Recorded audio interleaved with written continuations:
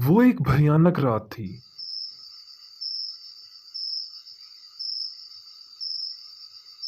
चारों तरफ सन्नाटा था। सुनामी एक घने जंगल से गुजर रही थी। जंगल में चारों ओर खामोशी थी। सुनामी धीरे धीरे घबराते हुए आगे बढ़ती जा रही थी। सुनामी को बहुत डर लग रहा था। रात काफी हो चुकी थी। सुनामी को कुछ समझ नहीं आ रहा था कि वो इस रात के अंधेरे में कहाँ जाए। तब सुनामी को चलते चलते एक बंगला दिखाई देता है।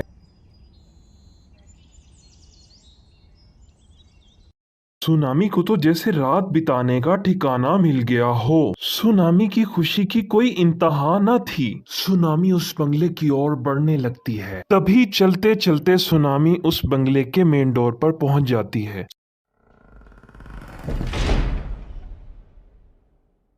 सुनामी बंगले के अंदर चली जाती है। बंगले में चारों ओर खूब सन्नाटा था।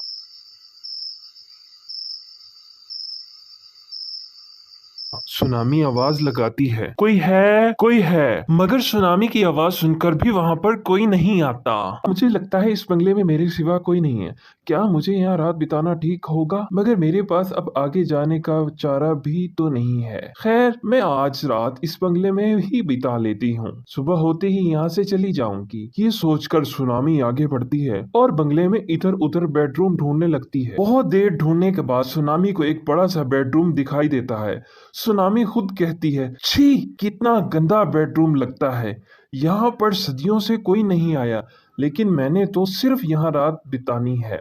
इस बिस्तर पर ही रात बिता लेती हूँ। दिन भर की थकन से चूर सुनामी उस बिस्तर पर लेटती है और लेटते ही सो जाती है। तकरीबन आधी रात के समय सुनामी को चिल्लाने की आवाज आती है, तो सुनामी उस आवाज की ओर बढ़ती है।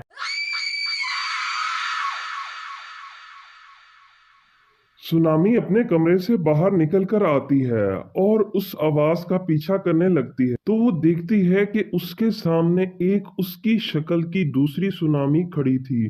सुनामी उसे देखकर डर जाती है और रोने लगती है। फिर सुनामी रोते रोते कहती है, आखिर तुम कौन हो? मुझसे क्या चाहती हो? क्यों मेरे पीछे पड़ी हो? ऊपर वाले के लिए मुझे जाने दो। सुनामी रोते रोते कहती है, आखिर तुम कौन हो? मुझसे क्या चाहती हो? क्यों मेरे पीछे पड़ी हो? ऊपर वाले के लिए मुझे जाने दो। आखिर मैंने तुम्हारा क्या बिगाड़ा है? तब सुनामी के सामने खड़ी सुनामी की हमशक्ल उसे कहती है, बिगाड़ा तो तुमने मेरा इस बंगले में आकर है। तुम्हें यहाँ नहीं आना चाहिए था। कुछ साल पहले मैंने भी तुम्हारी माँ से इसी तरह रो रो कर जीवन की भीख मांगी थी। मेरे पिता की सारी दौलत हथियाने के लिए उसने मुझे मौत के घाट उतार दिया और मुझ पर जरा भी दया नहीं की और मुझे मार कर इस बंगले में दफन कर दिया। और जब तक मैं तुमसे अपनी मौत का बदला नहीं ले लूंगी, मुझे शांति नहीं मिलेगी।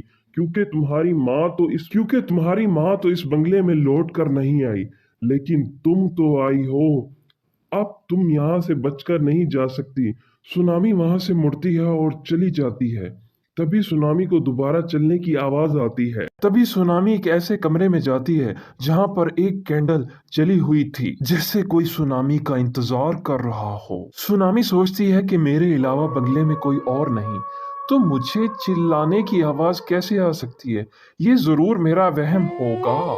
और रही बात कैंडल की, ये जरूर इत्तेफाक होगा। और इस तरह सुनामी इसको इत्तेफाक समझकर वापस अपने बिस्तर पर लेट जाती है और दोबारा सो जाती है। सुनामी सो रही होती है, तभी उसके ऊपर से ढेर सारे जंगली पक्षी गुजरते हैं। सुनामी की आंख खुल जाती है और वो उठ बैठती है। सुनामी अपने कमरे से बाहर आ जाती है। सुनामी अब अपने आप से खुद बातें कर रही थी, ए ऊपर वाले, कहीं मैंने इस बंगले में आकर कुछ गलत तो नहीं कर दिया? मुझे क्यों लगता है कि इस बंगले में मेरे अलावा भी कोई और है? सुनामी ये सोचकर रोने लगती है और इस बंगले से निकलने का सोचती है। सुनामी के सामने एक खड़ा शैतान दिखाई देता है। सुनामी उसे देखकर घबरा जाती है और वो डरने लगती है। सुनामी एक खिड़की के पास जाती है और वहां भी उसे महसूस होता है कि उसके अलावा भी वहां कोई और खड़ा हुआ है। सुनामी वहां से घबरा कर वापस लौट जाती है और रास्ता ढूंढने लगती है। तभी वो शैतान सुनामी के पीछे दौड़ने लगता है और सुनामी बचाओ बचाओ बचाओ पुकारने लगती है। तभी वो शैतान कहता है कि तुम मुझसे बचकर नहीं जा सकती, यहाँ तुझे तेरी मौत खींच कर लाई है और अब तू यहाँ से बचकर नहीं जा सकती। और सुनामी बड़े मासूम अंदाज से कहती है, सुनामी रोने लगती है और कहती है, ऊपर वाले के लिए मुझे यहाँ से जाने दो, मेरे माता पिता मेरे लिए बहुत चिंतित होंगे। दूसरी ओर सूरज उगने लगता है। दूसरी सुनामी को एक खिड़की से रोशनी आती दिखाई देती है। सुनामी उस खिड़की की ओर भागती है और वहां से बाहर निकल जाती है। सूरज की रोशनी पड़ने के कारण शैतान की शक्तियां कमजोर हो जाती हैं, जिस कारण सुनामी इस बंगले से बाहर निकलने में कामयाब हो जाती है और अपनी जान बचाकर वहां से भाग जाती है और पीछे की ओर मुड़कर नहीं देखती और ना ही कभी उस रास्ते से गुजरती है।